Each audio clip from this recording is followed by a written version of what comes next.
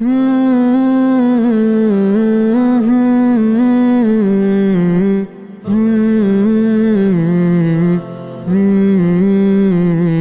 صاحب نے سوال کیا ہے کہ کہا جاتا ہے صدقہ دے کر اپنے مال کو پاک کرو، تو مال کی ناپاکی کیا چیز ہے؟ سود ہے، حرام مال ہے یا کچھ اور؟ کیونکہ یہ سب تو حرام ہے۔ دیکھیں، یہ جو کہا جاتا ہے نا کہ صدقہ دے کر مال کو پاک کیا جائے،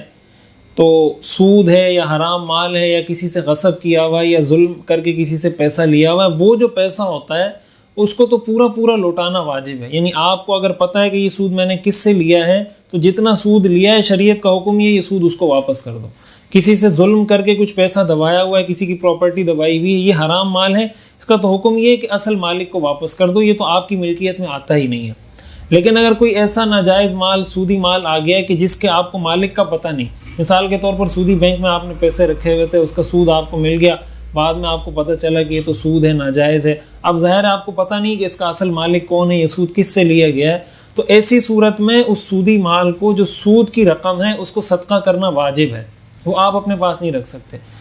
تو یہ تو بہت کلیئر سی بات ہے۔ باقی یہ جو کہا جاتا ہے کہ صدقہ دے کر مال کو پاک کرو، اس کا مطلب یہ ہوتا ہے کہ انسان جب بھی مال کماتا ہے، جس طریقے سے بھی کماتا ہے، انسان جس طریقے سے مال کما رہا ہے اس کے پورے حقوق وہ ادا نہیں کر سکتا۔ مثال کے طور پر کوئی آدمی کاروبار کر رہا ہے، اب وہ کاروبار میں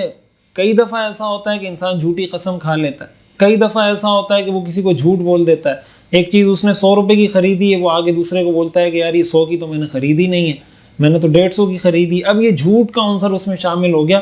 تو اسی طرح ملازمت ہے، اب ملازمت کا اس کا جو ٹائم ہے کہ 9 سے 5 تک اس نے ڈیوٹی کرنی ہے، کبھی وہ 9:15 جا رہا ہے، کبھی 9:30 جا رہا ہے، کبھی وہ 4 بجے آ رہا ہے، کبھی 4:30 بجے آ رہا ہے، تو اب وہ تنخواہ پوری لے رہا ہے اور اس حساب سے اس کو جو وقت دینا چاہیے تھا وہ وقت پورا نہیں دے رہا۔ تو مال کمانے کے جتنے بھی طریقے ہیں اس میں کہیں نہ کہیں انسان سے کمزوری، کوتاہی ہو جاتی ہے۔